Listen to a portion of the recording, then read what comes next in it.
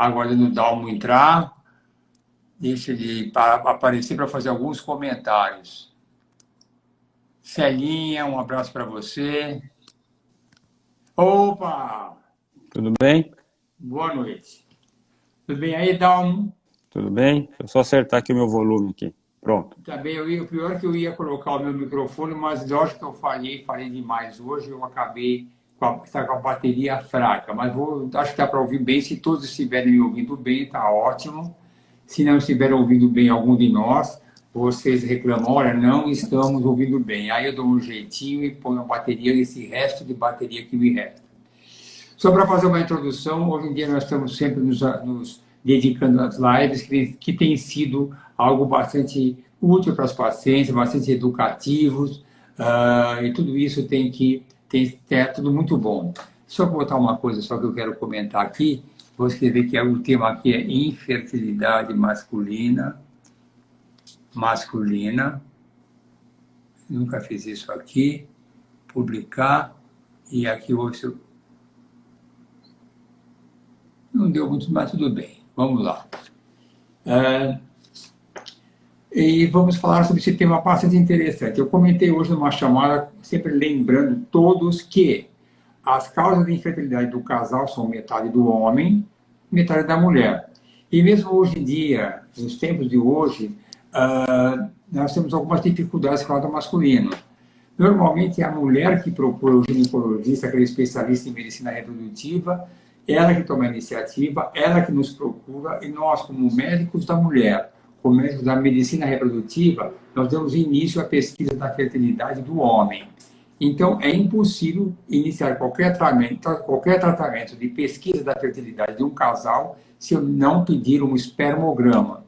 Muitas vezes aquele casal traz aquilo lá, ela tem ovário policístico, ela tem endometriose, sem nunca ter feito antes um espermograma.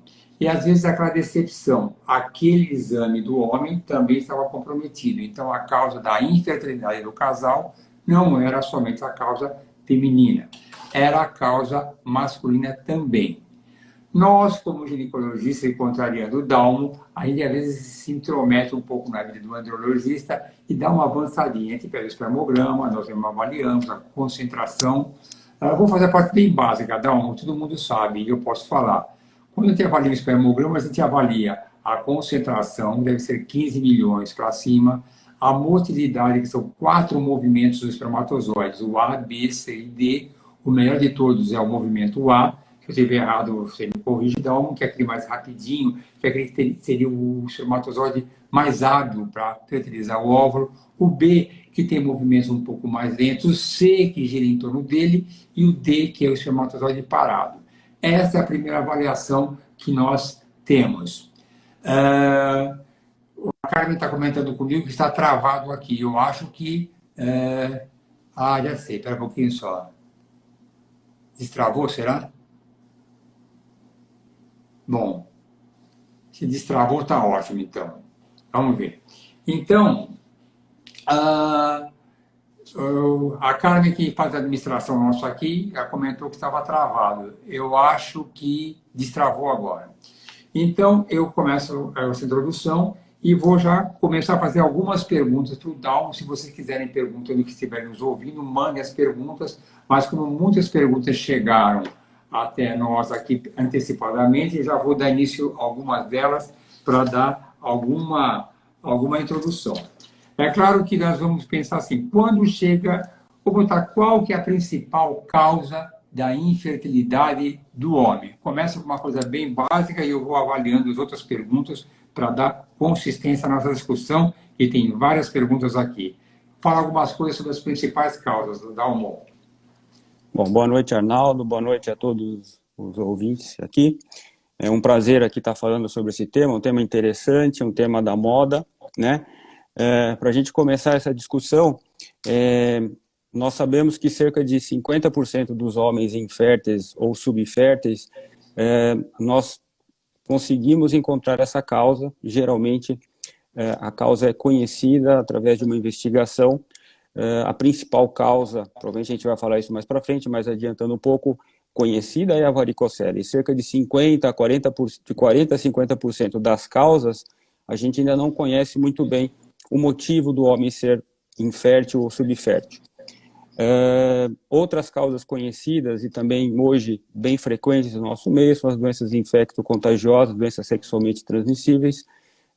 Infelizmente elas voltaram bastante nesse momento.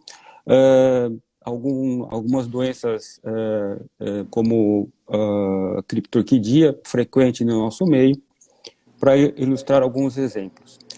Eu queria voltar um pouquinho na questão do espermograma que você começou. Eu acho importante a gente começar, eu acho um tema importante. Concordo plenamente com o que você disse, que geralmente no nosso meio aqui no Brasil, a mulher toma a dianteira de procurar o auxílio médico de infertilidade conjugal. O nome é claro, quer dizer, você tem um fator masculino, um fator feminino. Hoje a gente sabe que 50% das causas são causas femininas e 50% causas masculinas. Mas geralmente é isso que a gente vê, e isso acontece tanto no serviço público como no serviço privado. A grande maioria das vezes, a mulher é que toma a dianteira de procurar ajuda, né? A gente sempre vai começar a análise do homem após um exame físico, criterioso, através da análise seminal e o espermograma. O que eu queria destacar sobre o espermograma? Primeiro, que espermograma ele não é uma prova de paternidade. O que quer dizer isso? Não significa que o indivíduo que olha o exame dele e vê e compara com a sua referência ao lado, e ele compara os valores que aparecem, está tudo dentro do normal, ótimo, eu vou para casa, o problema não é comigo, está resolvido, se tiver algum problema é a minha parceira. A gente sabe que mesmo espermogramas normais, muitas vezes não vai conseguir uma gravidez espontânea. E por que isso? A gente sabe, e isso é importante destacar, que o espermograma, a última atualização que você estava citando agora há pouco, foi de 2010, a última revisão da Organização Mundial de Saúde, e essa referência é adotada no mundo inteiro. Ou seja, esses mesmos valores como considerados normais, eles são valores no mundo inteiro. E da onde saíram esses valores? Isso é um estudo que foi feito com 2.000 homens em 8 países da América do Norte e Europa, onde esses indivíduos que conseguiram gravidez espontânea em até 1 ano. A partir desse trabalho, se pegou o mínimo necessário para que uma gravidez natural espontânea e se colocou ali como normal. Então, isso é 5% da curva de Gauss. Para quem entende um pouco de estatística, ou seja, esse valor que se convencionou como normal é 5% da curva de Gauss. Então, isso que a gente está vendo ali como valor de referência que a gente compara sempre é 5% da curva.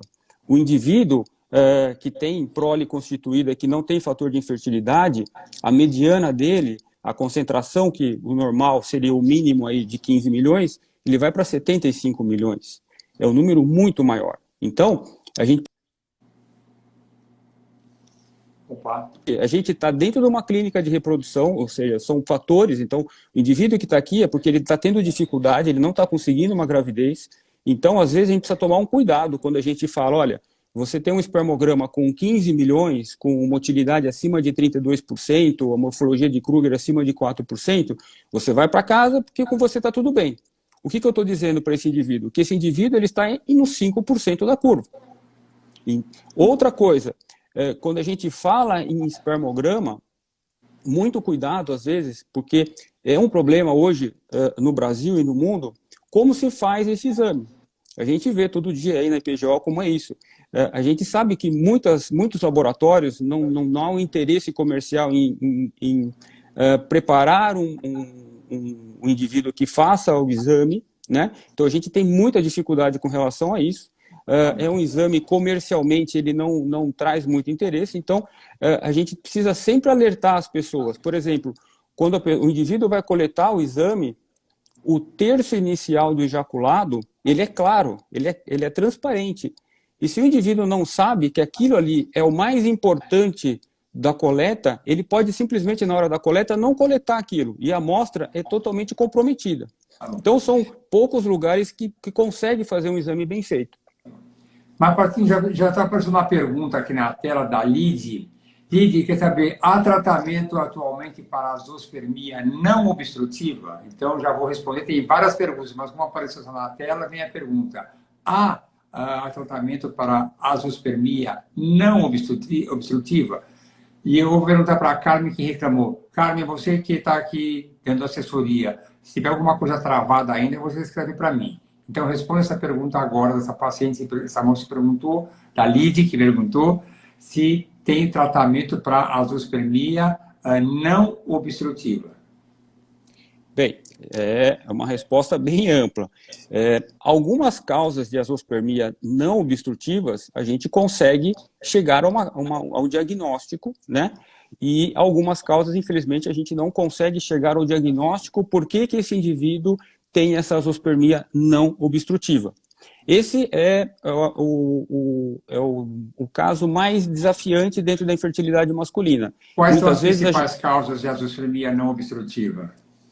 Olha, a gente tem fatores genéticos, né? Então você tem alterações genéticas como microdeleção de cromossomo Y, você tem algumas alterações cromossômicas que a gente detecta através do cariótipo de banda larga, geralmente a banda G.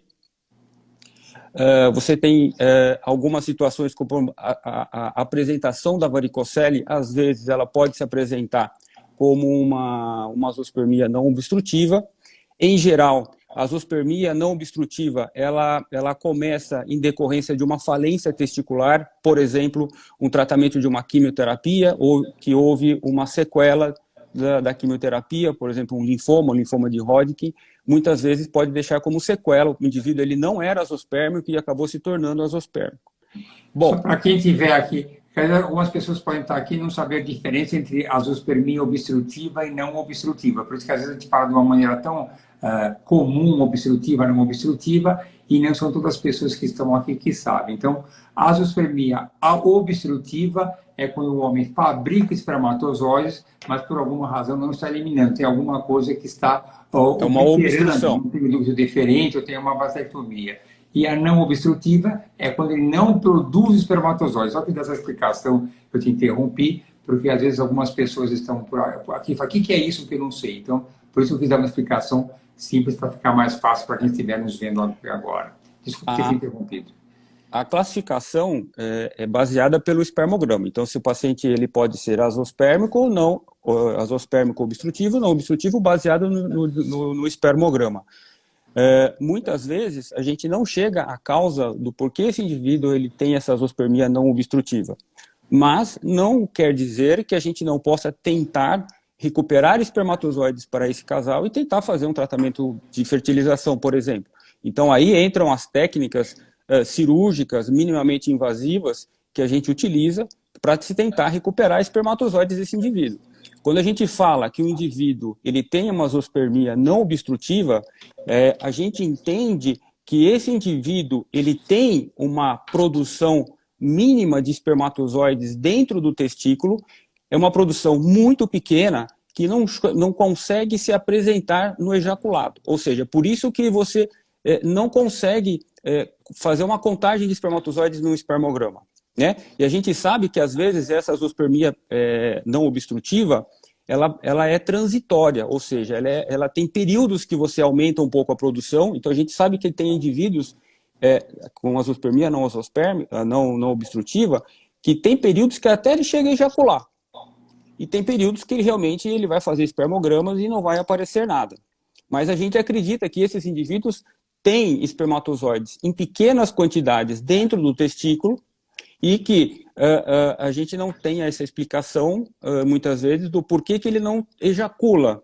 Mas a gente, muitas vezes, tenta recuperar espermatozoides através desses procedimentos minimamente invasivos.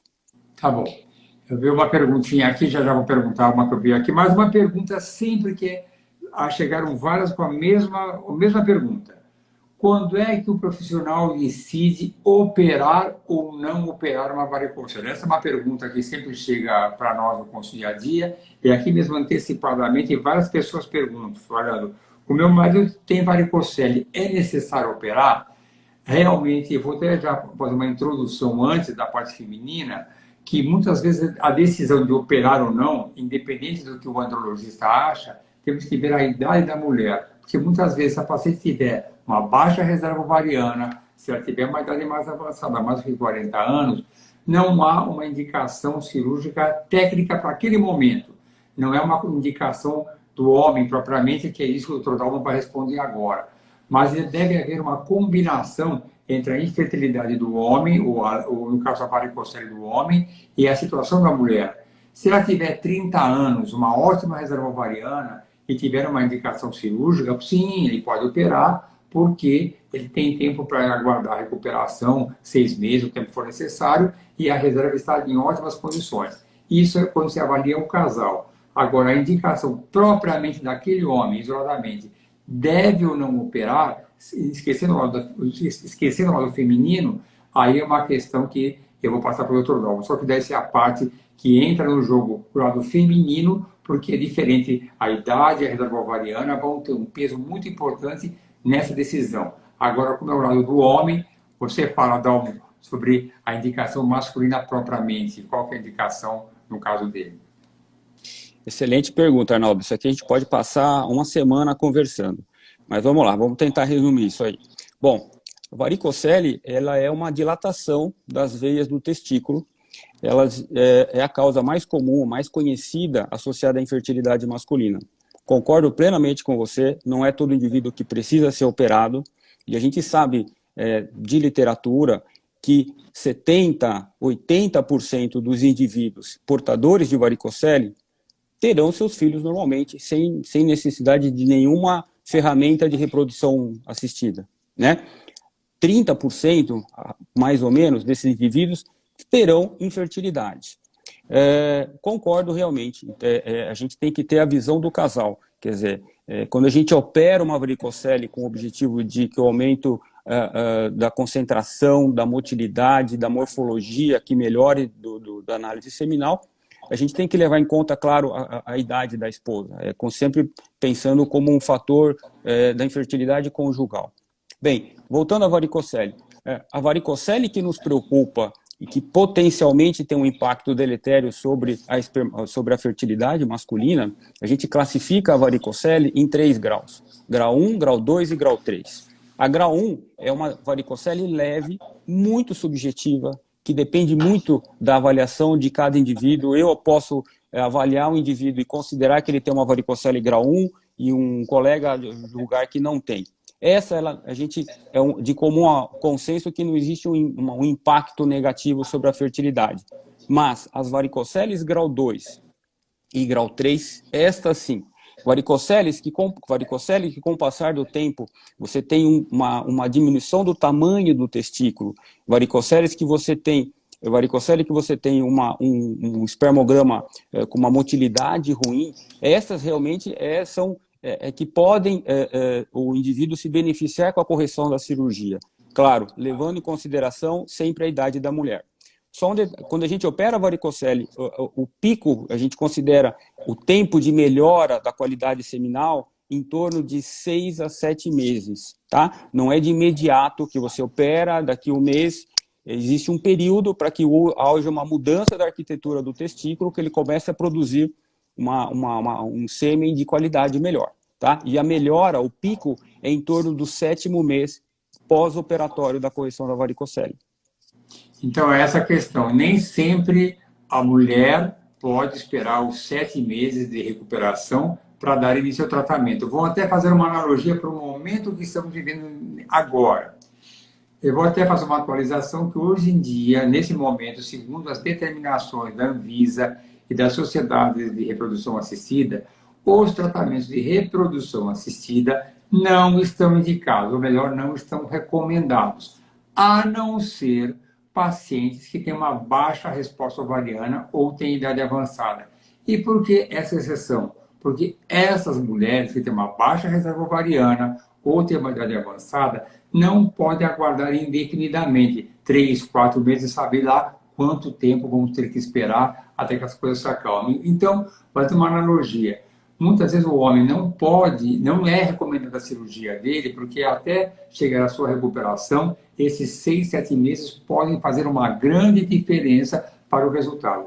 Então já aproveitei, estou fazendo uma analogia e estou já anunciando que hoje em dia a gente recebe muitos telefonemas, eu mesmo estou aqui disponível, a clínica está aberta, mas aproveitando para dar uma mensagem que os tratamentos de fertilização in vitro, de um modo geral, eles não estão recomendados, a não ser em casos que não podem ser adiados, como o caso de pacientes oncológicas que têm que congelar os seus óvulos, porque tem que fazer um tratamento oncológico, quimioterapia, radioterapia, uma cirurgia, pacientes que têm uma idade avançada, que têm uma qualidade do óvulo que vai piorar com rapidez até, pacientes mesmo mais jovens, que têm uma baixa reserva ovariana, então são casos específicos.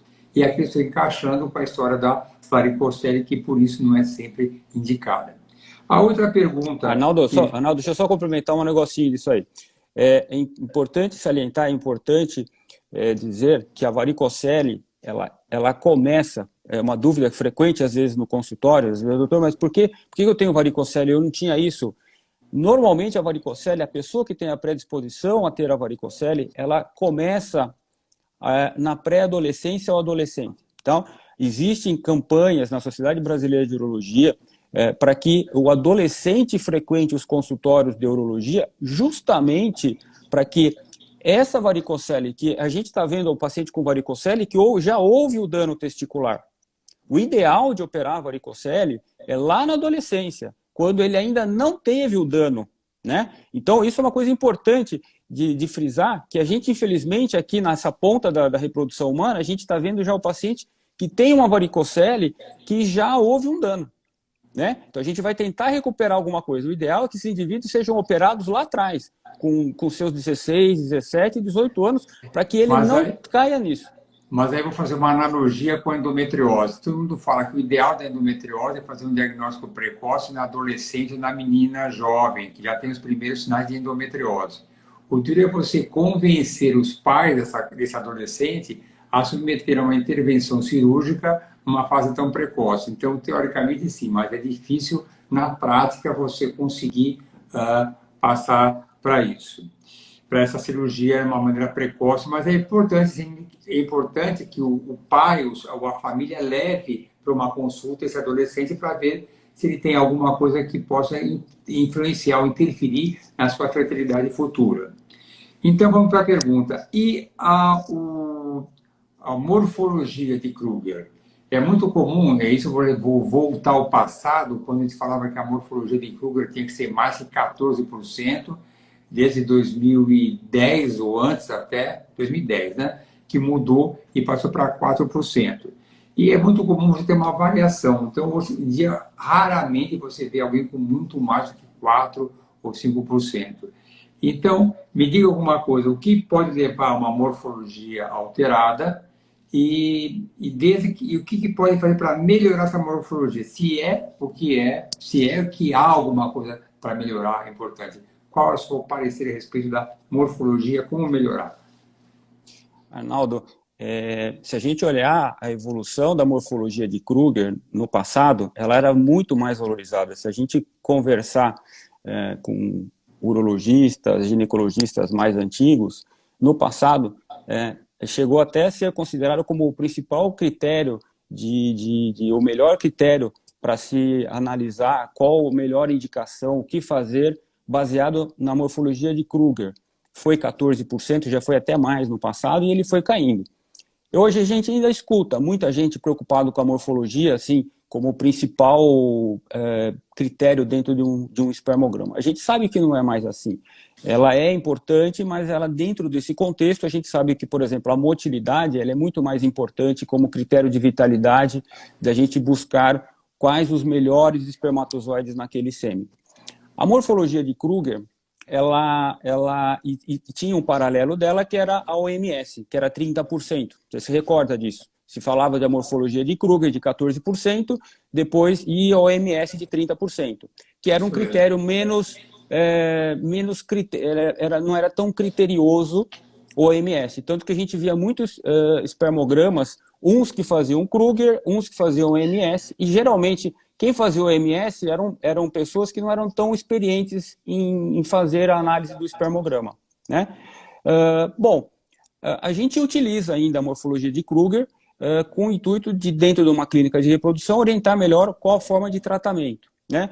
a gente sabe que tem algumas influências aí na morfologia do testículo. Então, indivíduos que têm testículos menores e pacientes que têm um grau de hipogonadismo, a própria varicocele, pacientes que tiveram cirurgias de criptorquidia, que é a não descida do testículo para a bolsa, para o escroto na adolescência, terão testículos menores, com algumas sequelas, e isso pode prejudicar a espermatogênese e ter uma formação diferente dessa morfologia. Mas, assim, em linhas gerais, eu não vejo assim tanta preocupação com a morfologia de Kruger, ter um Kruger de 4 ou de 5 ou de 6, ser uma diferença tão grande nesse contexto como a gente vive hoje. Eu já vou aproveitar aqui e fazer um comentário que as pessoas já perguntaram, mas eu vou antecipar. Se eu estiver errado, você já me corrige. Aqui ele perguntou aqui se o Kruger na FIV tem importância. Bom, se for um Kruger zero, nenhum morfologicamente normal, a gente fica preocupado, é uma coisa bastante agressiva, zero. Mas para a fertilização in vitro, um Kruger de 1% ou 2% viabiliza completamente. Está tudo certo, tá certo? Então, certo, Glaumo? Então, para quem está respondendo, não há nenhuma interferência na FIV, desde que não seja zero. E a César botou-se a varicocele subclínica. Eu perguntei se é subclínica é porque em grau 1 é uma coisa muito discreta. Também eu acho que não se faz nada, certo? Correto. A varicocele subclínica, nessa classificação que eu coloquei, grau 1, grau 2, grau 3, a varicocele subclínica seria a varicocele grau 0. O que é a varicocele subclínica? A varicocele subclínica é aquela que o médico que examinou não percebeu, não palpou a varicocele, mas ela foi vista ao Doppler, ao ultrassom Doppler. Isso é a varicocele subclínica. Não tem nenhum trabalho ainda com evidência de que varicoceles subclínicas elas devam ser operadas. A varicocele que realmente pode ter um impacto na espermatogênese, como eu disse, varicocele grau 2 e grau 3, que são varicoceles palpáveis, que o médico examinador palpa a varicocele, não a varicocele subclínica. Tá bom, já vou mandar um beijo para a Eliandra, que acabou de comentar que o marido dela, com vários anos de vasectomia, está com o bebezinho dela dormindo, tudo bonitinho. Um beijo para você, Eliandra. Uma pergunta clássica. Essa pergunta é um dos dramas que a gente tem aqui. Finasterida. O que acontece com o sêmen e quanto tempo antes o homem deve se abster da finasterida para que não leve uma influência negativa no seu espermograma ou uma fertilização in vitro? Essa pergunta é um tormento nas nossas vidas, porque tem muitos maridos que nem estão careca, mas estão extremamente vaidosos com a preocupação pelo seu antecedente do pai, que era careca, eles se negam a parar de tomar finasterida. É um drama para eles. Mas muitas vezes não há outra solução. Temos sim que suspender a finasterida. Então, Dalmo, fala alguma coisa sobre a finasterida, que é algo muito importante. Quanto tempo antes deve parar e qual o prejuízo maior que causa a finasterida na fertilidade do homem? Bem, a finasterida que se usa para tratamento de alopécia, de carecas, né? É uma a finasterida de 1 miligrama, é diferente da finasterida tradicional, 5 miligramas, que se usa para o tratamento da hiperplasia prostática. Esse é o primeiro ponto. Ela foi, eu acho que a primeira droga que o pessoal da dermatologia prescreveu para o tratamento da alopécia. Ela tem uma influência em alguns homens, não em todos, né? Existem vários estudos em literatura, estudos em animais, em modelos de animais, em seres humanos, onde até o paciente pode até se tornar azospérmico usando a finasterida. Fato é que a grande maioria deles, quando você interrompe a finasterida, a gente sabe que a espermatogênese são 60 dias, mais ou menos 14 dias, então a gente espera que pelo menos 3 meses ou pelo menos 6 meses, ou seja, 2 novas fornadas, para a gente, é o recomendado para se aguardar se esse indivíduo teve um impacto na sua espermatogênese usando a finasterida. A maioria dos dermatologistas com que a gente conversa, geralmente, quando vai iniciar um tratamento de finasterida, eles geralmente pedem um espermograma. E eu acho isso excelente, porque a gente vai ter como ter uma comparação. Muitas vezes o indivíduo chega para a gente tomando a finasterida, a gente pede para parar, e ele faz um exame, é um exame ruim, ou o mesmo azospérmico, e a gente não tem como saber se ele já era assim antes, ou se isso foi em decorrência da droga, tá? Mas, geralmente, quem usa finasterida, se você parar por 3, 4 meses, você tem a recuperação total da espermatogênese, tá? Geralmente é isso que acontece. Que é uma dificuldade você convencer o marido a parar esses 3, 4 meses.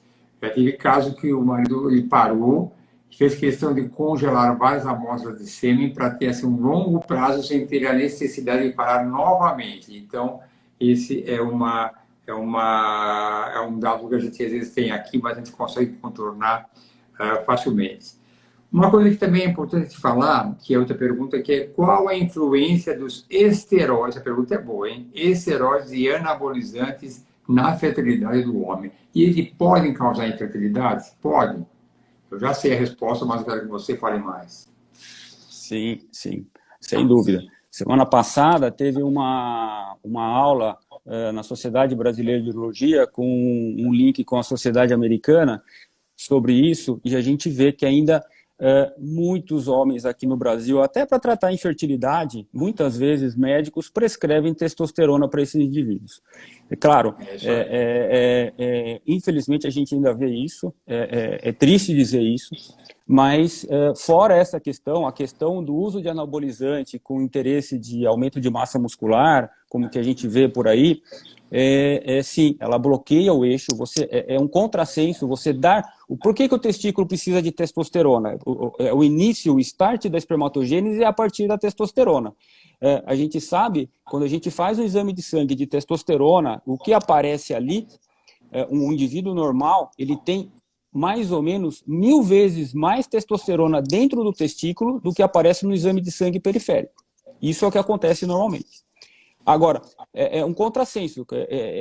A pessoa precisa saber que quando você dá testosterona pronta, exógena, injetável, você acaba bloqueando o eixo hipotálamo hipófise testicular. Então, o estímulo ele deixa de acontecer e para mesmo, ele se torna azospérmico.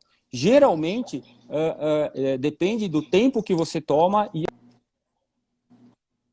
de testosterona exógena. Mas, geralmente, 6 meses de interrupção, a maioria das pessoas acabam voltando. Isso é um tema muito interessante, muito controverso. A gente vê, às vezes, quando a gente prescreve testosterona para indivíduos que têm, por exemplo, um hipogonadismo, que não está mais interessado em ter filhos, tudo bem, você pode dar, ou reposição androgênica nos indivíduos mais velhos. É tão difícil da gente, a receita às vezes tem alguma coisinha errada, o farmacêutico não aceita, mas a facilidade que as pessoas encontram esse tipo de medicamento em academias, por exemplo, a gente fica impressionado de ver como é que eles conseguem aquilo tão fácil, né? Nossa, é impressionante. É impressionante, e isso é uma coisa muito frequente no nosso meio, infelizmente. Não, e a gente vê indivíduos azospérmicos decorrente do excesso de testosterona de seus derivados, com o objetivo de aumentar a massa muscular. Tem tantas perguntas aqui que às vezes até eu me atrapalho, eu vejo tantas perguntas por qual delas eu vou dar início. Mas me fala mais alguma coisa também, que é outra pergunta que falam, sobre qual a influência se a cirurgia bariátrica pode influenciar negativamente os hormônios e a fertilidade. Acho que pelo contrário. Acho que não, exatamente. Acho que o ponto aí que a gente tem que falar é a obesidade. A obesidade, sim. A gente sabe hoje que a obesidade, o sobrepeso nos indivíduos, ele causa um dano na espermatogênese. Isso é comprovado, existem inúmeros trabalhos em literatura mostrando a relação de obesidade e infertilidade, parâmetros seminais ruins, motilidade baixa, morfologia ruim, ejaculado pequeno. Tá? Isso é muito bem caracterizado. Na população americana, que tem uma taxa de pacientes obesos muito maior que o Brasil, essa taxa, esses indivíduos obesos, têm um grau de infertilidade muito maior. Então, o mesmo princípio da varicocele, que há um aumento do testículo, a temperatura testicular, é a mesma coisa que acontece no obeso, além de um fenômeno chamado aromatização.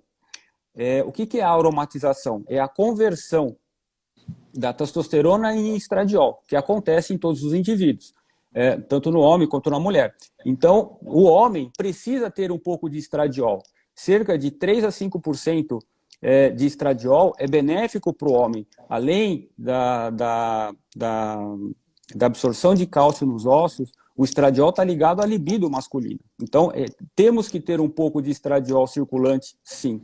O que acontece? Quando você tem muita aromatização, e quem converte a testosterona em estradiol é uma enzima chamada aromatase, e que ela é mais comum dentro das células gordurosas, os indivíduos acabam convertendo mais testosterona em estradiol. E o estradiol inibe também esse eixo, assim como a testosterona. Então, esse é o motivo por que o paciente obeso pode ser infértil. A cirurgia bariátrica, ela vem no sentido de melhorar, abaixar a temperatura do testículo, melhorar essa aromatização, tá? E com isso melhorar os parâmetros seminais. Geralmente, esses indivíduos que fazem cirurgia bariátrica, eles têm uma melhora importante do sêmen dessas pessoas. Tem uma perguntinha da Felícia, que já passou aqui, que ela perguntou, que eu acho que essa resposta é mais minha.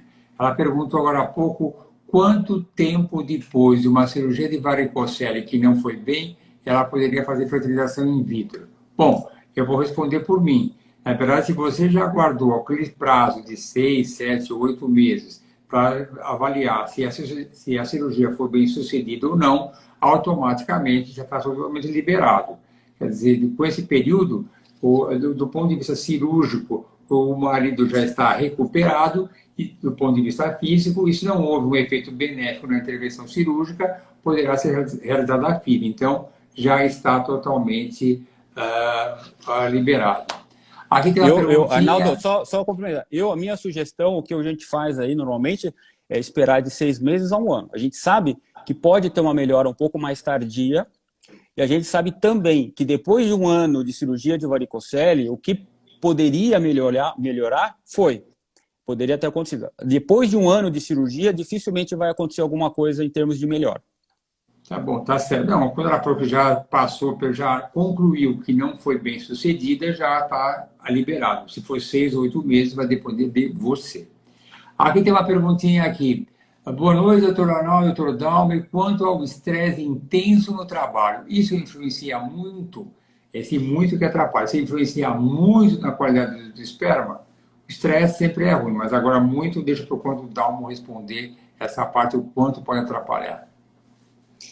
A gente sabe que o estresse que todo mundo tem no dia a dia, ela tem uma influência sim. A grande questão é que a gente não tem um teste específico para isso, né? Para saber se é o estresse do trabalho, se é a obesidade, se é hábitos e vícios como cigarro, álcool em excesso, drogas ilícitas, por exemplo. Mas a gente sabe que existe uma influência, a gente sabe que existe o estresse oxidativo, que a gente consegue medir e inferir que existe esse efeito ruim sobre os espermatozoides, mas a gente não tem uma coisa específica para cada estresse. Eu posso ilustrar isso que ele está dizendo num trabalho antigo, mas só para deixar isso mais ilustrado. Um trabalho inglês em alunos do 4º ano de medicina, na véspera de uma prova que a maioria das pessoas pegavam um exame, colheram o sêmen dos meninos, e tinha uma qualidade ruim, uma quantidade e motilidade ruim, e depois esse mesmo grupo, passado a prova e viram que passaram de ano, não pegaram o exame, repetiram esse exame, o espermograma, mostrando que houve uma melhora, mostrando que a tensão, o estresse que esses alunos estavam submetidos, tinha uma influência na espermatogênese, sim. Não, isso, aliás, o estresse é algo que a gente observa no dia a dia. E a minha parte feminina, sempre é comum perguntar, você não acha que a parte emocional, a parte psicológica pode influenciar negativamente nos resultados? É claro que a gente não vai se atrever a falar que você não engravida é um problema psicológico, jamais. Mas é claro que a parte emocional é um fator negativo, é alguma coisa que contribui negativamente. E esses casais, ou no caso a mulher de quem eu falo mais, ela muitas vezes se observa uma história muito comum, estou falando da mulher nesse caso. Ela não conseguia engravidar, fez um tratamento, engravidou, e depois, de repente, numa relação sexual natural, é até muito comum, alguns que têm gestação gemelar falam, como é que pode? Eu mal conseguia nem dormir, nem relações sexuais eu tinha quase. E aí teve uma gravidez muito rapidamente. É uma prova que o estresse contribui negativamente. Numa fase que ela está mais tranquila, isso favorece. Então, o estresse sempre é um fator negativo. Já pergunto uma Concordo pergunta plenamente. aqui do Antônio, que botou, paciente portador de câncer de testículo, qual a conduta antes da cirurgia? É uma pergunta fácil, resposta simples, que é congelamento do sêmen. Não sabe como é que vai ser a cirurgia, qual o grau de invasão que vai ter a intervenção, então congelar o maior número possível de amostras que pode ter. E aqui outra pergunta que eu vejo aqui, que é o uso de antidepressivos e ansiolíticos atrapalha? Fica para você, Dalmo. Sim, sim. A gente sabe que hoje os antidepressivos também têm uma influência deletéria sobre a espermatogênese. A gente sabe disso. Hoje existem várias classes de antidepressivos e a gente sabe que sim, existe um grau negativo, uma influência negativa. O ideal sempre é conversar com o médico desse paciente, a gente tem que chegar num acordo, se a gente excluir outras causas, se a gente não encontrar nada, de repente a gente substituir ou diminuir. Muitas vezes os pacientes usam mais de um antidepressivo associado, e é esses indivíduos que realmente vão ter algum impacto negativo. A gente não vê normalmente o paciente que usa um antidepressivo ter uma alteração seminal importante. Mas pacientes que usam 2, 3 medicamentos associados, esses eventualmente podem ter um efeito ruim sobre o sêmen. Então, esses, de repente, se depois de toda a avaliação a gente não conseguir uma melhora, talvez um período de diminuir a dose, substituir, alguma coisa nesse sentido. Tá. Aqui eu vou fazer um apanhado geral também de várias situações aqui, que você vai abranger uma única resposta. São várias perguntas que perguntam dos hábitos do homem, se exercício demais, se um hábito inadequado, se bebida alcoólica faz mal. Eu acho que todas essas perguntas juntas podem caber numa única resposta bem abrangente, que se refere aos hábitos, famosos hábitos. De modo geral, todo mundo sabe que hábitos de vida saudáveis são bons não só para fertilidade, como para sua longevidade e qualidade de vida. Mas, em relação à fertilidade masculina, eu queria que você falasse que são várias perguntas repetidas, cada uma do seu jeito. É bebida alcoólica, exercício em exagero, é obesidade, são todas que podem ser reunidas numa única resposta. A gente sabe, o que eu costumo dizer aí no consultório o que a gente pensa, geralmente o paciente vem com aquela questão, não, mas eu vou fazer atividade física, eu vou perder peso, eu vou parar de fumar por causa do coração. A gente precisa lembrar que o testículo também faz parte desse indivíduo, como um todo. Então, claro, que qualquer coisa que você fizer em benefício, em prol da sua saúde, pensando no seu coração, pensando nas suas artérias, é claro que o testículo vai se beneficiar. Então, hábitos saudáveis, alimentação saudável, não ter abuso de álcool, droga, cigarro. Existem vários trabalhos mostrando já com 4 cigarros por dia, você tem uma alteração seminal com impacto na concentração e na motilidade, obesidade que a gente já falou aqui, né? Fazer uma atividade física regular, claro, você ter atividade física em excesso é ruim, claro que você está submetendo o organismo a um estresse acima do que ele está suportando, você está sujeito a ter lesões. A mesma coisa pode acontecer temporariamente à sua espermatogênese. Então, assim, a gente tem que levar um bom senso, um equilíbrio das coisas, nem o céu nem a terra, mas dentro de um bom senso, o testículo vai se beneficiar de hábitos saudáveis, sem dúvida nenhuma. Tem mais uma pergunta. Cafeína. Bom, olha, posso botar como filosofia de vida, tudo que é em excesso faz mal, tudo. O importante é manter o equilíbrio. Não é proibido tomar café. Nada é proibido. Se for uma coisa moderada, tomar 2, 3 cafés por dia, alguns tomam 8 cafés por dia, a gente entende. Moderado, tudo que é moderado é indicado. Não é contraindicado. Vamos mudar assim o texto. Aqui, outra pergunta que é bastante comum. Que Arnaldo, só um minuto. Com relação à cafeína, é interessante que existem trabalhos atuais agora, existe até aqui em São Paulo, trabalhos sobre a cafeína, mostrando que, claro, você não vai tomar um balde de café por dia, mas a cafeína, em doses moderadas, ela estimula a espermatogênese, ela deixa os espermatozoides mais móveis. Então, a gente não vai prescrever, olha, você vai para casa e você vai tomar 5, 6 xícaras de café. Mas o café tomado de maneira moderada, ela pode até ser um aliado nessa questão. Ela não é prejudicial, não. Tá bom. A Kelly botou aqui, 2 taças de vinho por semana faz mal? Eu não consigo dizer que isso faz mal, não faz mal. 2 taças de vinho, vamos colocar que em termos bem-humorados eu falo que vinho é resveratrol, né? É bom, antioxidante. 2 taças de vinho é saudável, não faz mal nenhum. 2 taças de vinho normais, né? Então, tá ótimo, pode continuar assim, que não faz mal nenhum. Depende do tamanho da taça, né? Então, lógico, quando alguma fala assim, Arthur, eu bebo socialmente. Você pensa, se você for em festa todo dia, é socialmente. Eu bebo só fim de semana, já vi até exageros absurdos do fim de semana. Tudo que é moderado pode fazer, de um modo geral, não é para tudo também não, mas de um modo geral, tá certo? Algumas perguntas sobre ejaculação precoce é temporária? É uma pergunta mais que vem mais para a sexualidade do que propriamente para a infertilidade. Mas como está aqui essa pergunta, eu já li mesmo. Você pode falar alguma coisa sobre ejaculação precoce? Quer dizer, tem sim a ver com alguma coisa de infertilidade, que isso leva às vezes a um estresse do casal, porque isso é uma coisa que dentro da sexualidade não é aquilo que se propõe para um casal para ser sexualmente feliz.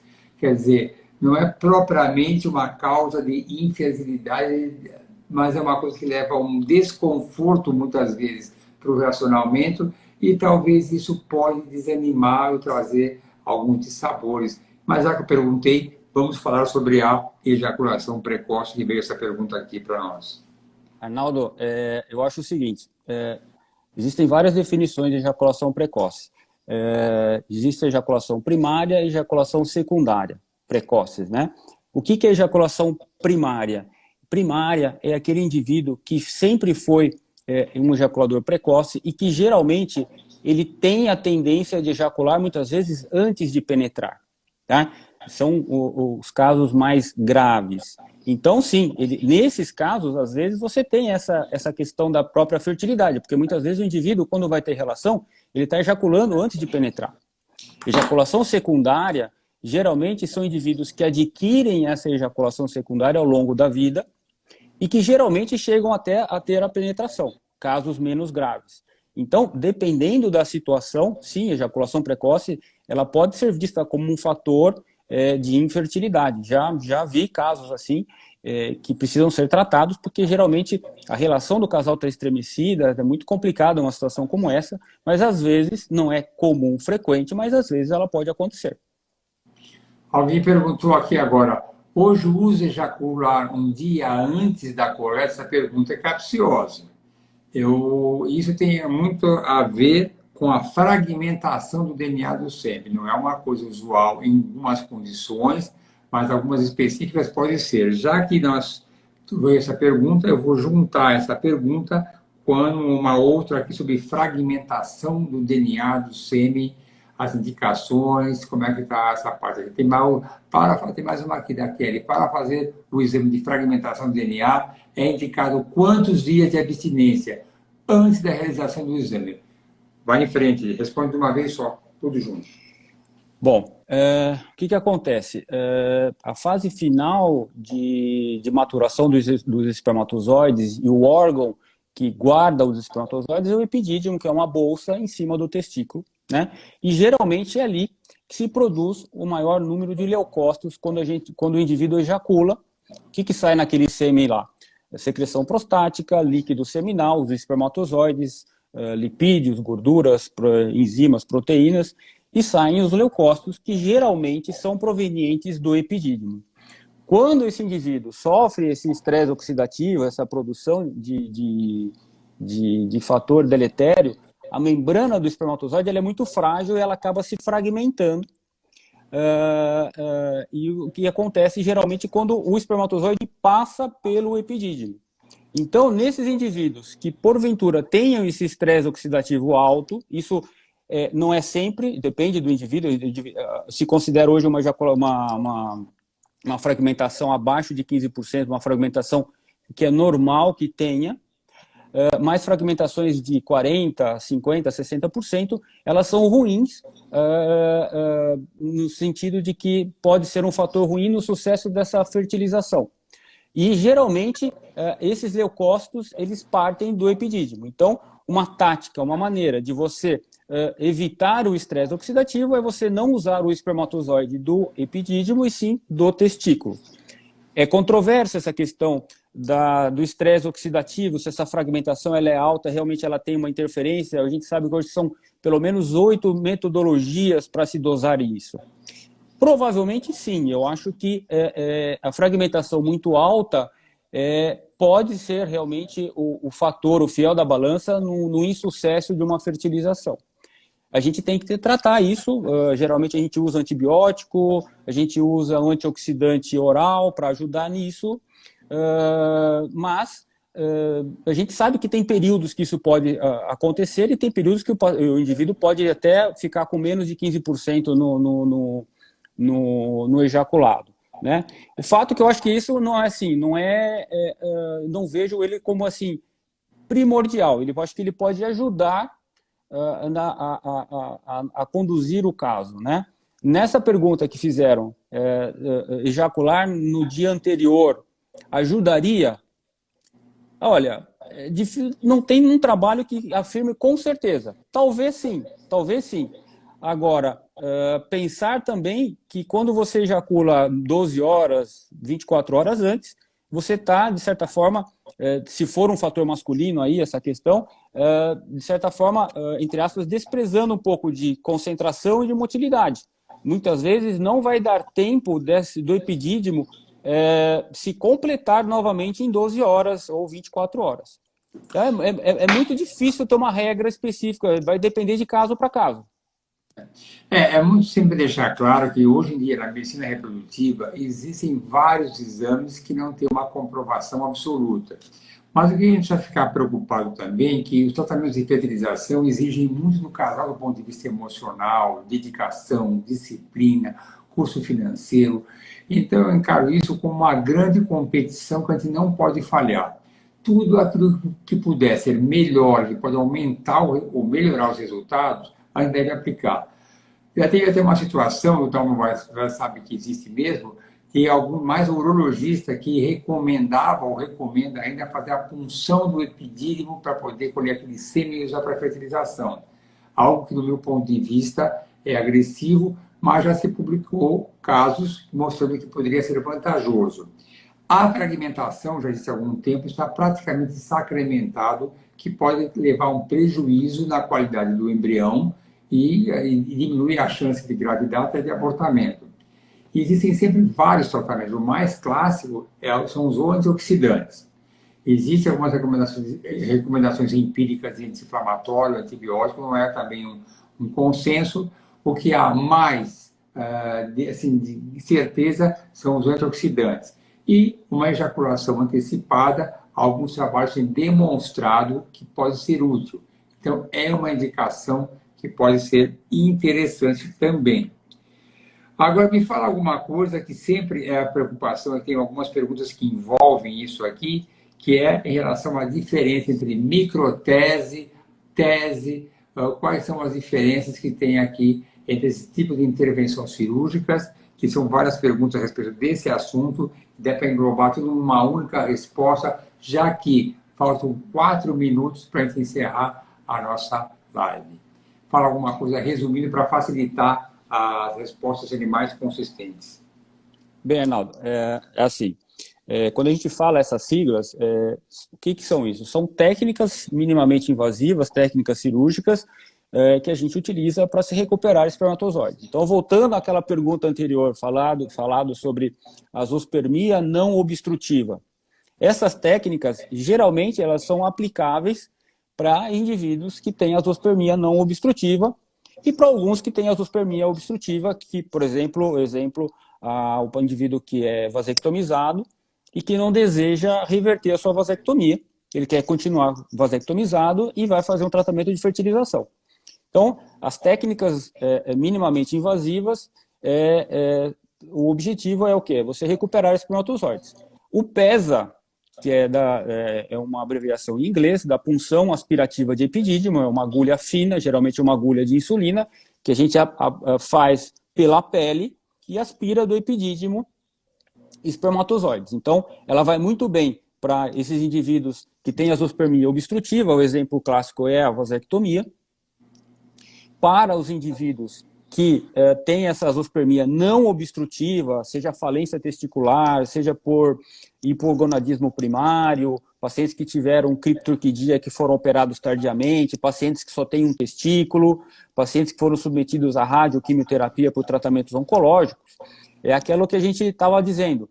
A gente acredita que muitos deles têm pequenas ilhas de produção de espermatozoides no testículo, mas uma produção muito pequena que não consegue emitir.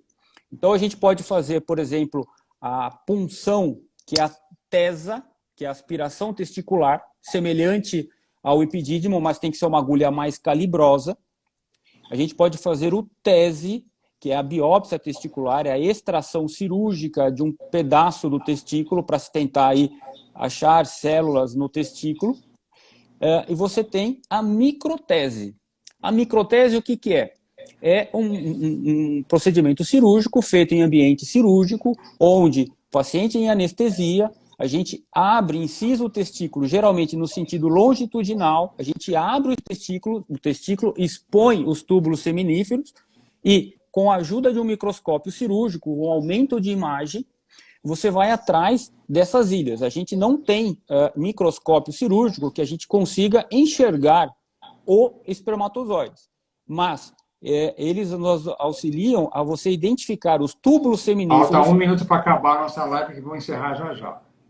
Que são mais finos que um fio de cabelo. Então, esses túbulos mais dilatados, geralmente aí que podem se encontrar espermatozoides. Então, a microtese, ela é o que tem de mais atual para esses pacientes que têm muita dificuldade de recuperar espermatozoides.